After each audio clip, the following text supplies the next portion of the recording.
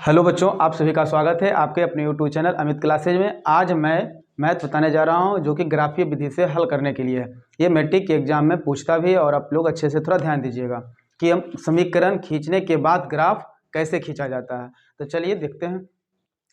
तो चलिए देखिए, आपका क्वेश्चन जो है वो दिया हुआ कि ग्राफीय विधि से हल करें। तो आपका दो इक्वेशन दिया हुआ है, 4x - 5y बराबर 20 और 3x + 5y बराबर 15।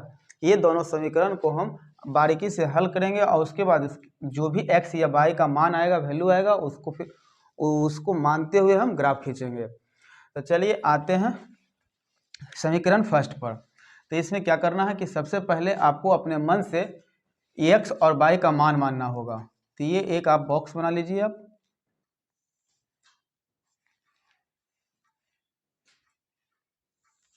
चलिए इसमें x मानते हैं, ये y मानते हैं। तो x का मान अपने अनुसार आप कुछ भी मान सकते हैं, 0 मान सकते हैं, 1 मान सकते हैं, 2 मान सकते हैं, कुछ भी मानकर आप आगे बढ़ सकते हैं। तो हम x का मान 0 मानते हैं, ये आपको सुविधा होगा मानने में और हल करने में भी काफ़ी सुविधा होगी। तो चलिए देखिए, क्वेश्चन जो आपका दिया हुआ है ये 4x - 5y बराबर 20। तो x जहाँ जहाँ x रहेगा वहाँ पर आप 0 वैल्यू पुट कीजिएगा। तो 4 × 0 - 5y बराबर 20। तो 0 में किसी भी संख्या को अगर मल्टीप्लाई करते हैं तो वो 0 होगा। तो -5 बराबर 20 हो जाएगा। तो -5y बराबर 20। तो 5 से काट दीजिए, 5 चौक 20। तो y का मान आपका आ जाएगा -4। तो x का मान 0 रखने पर y का वैल्यू -4 आया। तो यहाँ पर -4 दे दीजिए। इसी प्रकार आप y का भी मान मान लीजिए, जो भी मानने का इच्छा हो। तो चलिए हम 0 पुट करते हैं। इक्वेशन आपका यही रहेगा। तो देखिए समीकरण जो आपका है 4x - 5y बराबर 20 है। तो जहाँ जहाँ y रहेगा वहाँ पर आप 0 वैल्यू पुट कीजिएगा। तो 4x - 5 × y का मान कितना है, 0 बराबर 20। तो 4x बराबर 20, क्योंकि 0 में किसी भी संख्या से अगर मल्टीप्लाई करते हैं तो उसका वैल्यू जो होगा वो 0 आता है। तो देखिए 4 से काटिए, 4 × 5 = 20। तो x का मान आपका कितना आ गया, 5 आ गया। तो चलिए x का मान आप 5 लिखिए। इसी प्रकार ये समीकरण फर्स्ट को हल किए, इसी प्रकार आप सेकेंड समीकरण को भी हल कीजिए। तो चलिए इसमें भी एक हम बॉक्स मान लेते हैं।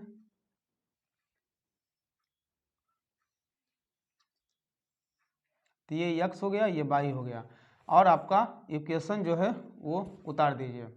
3x + 5y बराबर 15। तो चलिए x का मान आप मानिए। तो जैसे हम इस बॉक्स में माने थे x का मान 0, उसी प्रकार आप x का मान यहाँ पर भी मान लीजिए 0। आप कुछ भी मान सकते हैं, 1 मान सकते हैं, 2 मान सकते हैं, हल कर सकते हैं, उसमें कोई तरह का दिक्कत नहीं, ग्राफ आपका वही रहेगा। तो चलिए x का मान जो होता है वो 0 माने। तो y का वैल्यू निकालिए। तो 3 × x का मान 0, 5y बराबर 15। तो 0 में किसी भी संख्या से अगर हम गुना करते हैं, मल्टीप्लाई करते हैं तो वो आपका वैल्यू 0 होता है। तो 5y बराबर 15। 5 से काटिए, 5 × 3 = 15। तो y का मान आपका आया 3। तो जब x का मान आप 0 माने तो y का वैल्यू कितना आया, 3 आया। तो चलिए हम 3 यहाँ रखते हैं। अब y का मान हम मानते हैं 0। कितना मानते हैं, 0 मानते हैं। तो इक्वेशन आपका वही रहेगा, 3x + 5y बराबर 15। तो देखिए y का वैल्यू कितना आया, 0 माने। तो जब जहाँ जहाँ y रहेगा वहाँ पर क्या रखेंगे, 0 रखेंगे। तो चलिए 3x + 5 × y का मान 0 होगा बराबर 15। तो 3x 0 में किसी भी संख्या से अगर मल्टीप्लाई करते हैं तो आपका वैल्यू 0 आता है। तो 3x बराबर 15। 3 को आप काट सकते हैं, 3 × 5 = 15। तो x का वैल्यू कितना आ गया, 5 आ गया। तो x का मान आपका 5। तो यहाँ आपका दो वैल्यू आया, x बराबर 0 माने तो y का मान -4 और अगर y का मान 0 माने तो x का मान 5। इसी प्रकार इस समीकरण में भी आया आप 2 मान। तो अब यहाँ से चलिए ग्राफीय विधि से हल करना। ग्राफ पर हमें ये समीकरण को दर्शाना है। तो चलिए ग्राफ कैसे पाते हैं देखते हैं। तो आपका एक ग्राफ कॉपी होगा तो वो निकाल लीजिए, उसमें ज़्यादा अच्छा रहेगा। चलिए ये हो गया आपका। तो यहाँ पर देखिए कि ये इस अक्ष को, ये जो आया ये इस अक्ष को हम कहते हैं, यहाँ पर हो गया ये x और ये आपका हो गया एक्स डैश, डैश का मतलब होता है माइनस और यक्स का मतलब होता है प्लस, और ये आपका ऊपर हो गया बाई और नीचे हो गया बाई डैश। और ये जो जहाँ कटान बिंदु होती है उसे हम कहते हैं मूल बिंदु। क्या कहते हैं? मूल बिंदु। और मूल बिंदु का निर्देशांक जो होता है वो 0 0 होता है। तो देखिए ये जो मूल बिंदु से दाईं ओर बढ़ेंगे तो इधर प्लस होगा, और मूल बिंदु से बाईं ओर बढ़ेंगे तो आपका माइनस होगा। उसी प्रकार मूल बिंदु से ऊपर जाएंगे तो प्लस वैल्यू होगा, और मूल बिंदु से यदि हम नीचे आएंगे तो वो आपका माइनस वैल्यू होगा। तो कहने का ये हुआ कि मूल बिंदु के एक तरफ दाएं और बाएं, तो यक्स का मान प्लस में रहेगा तो दाईं ओर लिखेंगे, और यक्स का मान अगर माइनस में रहेगा तो बाईं ओर लिखेंगे। बाई का मान यदि प्लस में रहेगा तो ऊपर की ओर लिखेंगे, और बाई का अगर वैल्यू मान माइनस में रहेगा तो नीचे की ओर लिखेंगे। तो चलिए यहाँ से देखते हैं, दर्शाते हैं पहले। तो मूल बिंदु इधर बढ़ते हैं, तो ये आपका हो गया 1 2 3 4 5 6 डॉट डॉट, जहाँ तक की जरूरत हो आप वहाँ तक की संख्या ले सकते हैं। ऊपर आते हैं, बाई का वैल्यू 1 2 3 4 5 6 7 डॉट डॉट डॉट, मतलब जहाँ तक जा सकते हैं।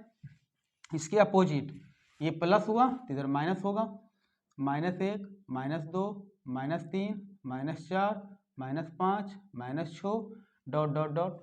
चलिए ये यक्स का प्लस वैल्यू हुआ और ये यक्स का माइनस वैल्यू होगा। तो -1 -2 -3 -4 -5 डॉट डॉट डॉट, जहाँ तक इच्छा हो जा सकते हैं, जहाँ तक हमें ज़रूरत होगी वहाँ तक हम संख्या लिख देंगे। तो चलिए अब हम ग्राफ खींचते हैं। तो देखिए यक्स का मान कितना है? 0। तो यक्स का मान 0, 0 का मतलब ये मूल बिंदु पर ही रहेगा। यक्स का मान हो 0 या तो बाई का मान 0, तो वो आपका कहाँ होता है? मूल बिंदु पर ही रहेगा। तो यक्स का जब मान 0 था तो बाई का मान कितना है? -4 है। कितना है? -4। तो चलिए बाई ऊपर या तो नीचे, प्लस रहे तो ऊपर और माइनस रहे तो नीचे, तो -4 आपका यहाँ पर होगा। तो बिंदु के द्वारा इसे दर्शा दीजिए।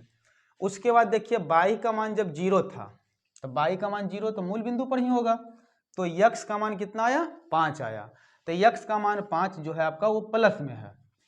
तो देखिए प्लस, यक्स का मान इधर भी है और इधर भी है, तो मूल बिंदु के दाईं ओर जाएंगे तो प्लस होगा, और मूल बिंदु के बाईं ओर आएंगे तो माइनस होगा।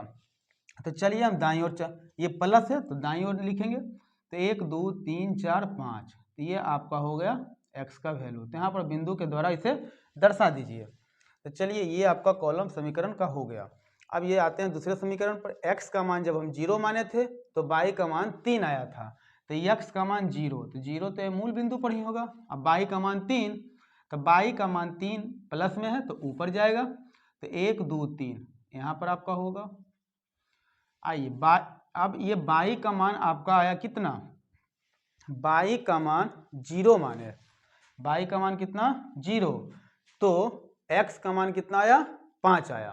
तो यक्स का मान 5, तो देखिए यक्स का मान 5 यहाँ इसमें भी आया था। तो चलिए इसी संख्या पर आप डबल बिंदु कर दीजिए। आप यहाँ से ग्राफ खींचिएगा, तो ये बिंदु को इस बिंदु से मिलाइए। तो आप इंच के माध्यम से मिला सकते हैं इस तरह से, और ये एक ग्राफ ये होगा आपका। तो चलिए इसे मिला देते हैं। तो ये आपका हो गया ये ग्राफ।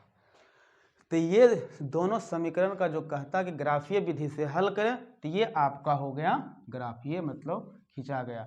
तो ये वीडियो आपको कैसा लगा कमेंट करके ज़रूर बताइएगा, और अगर मेरे चैनल पर नए हैं तो लाइक और सब्सक्राइब कर दीजिएगा।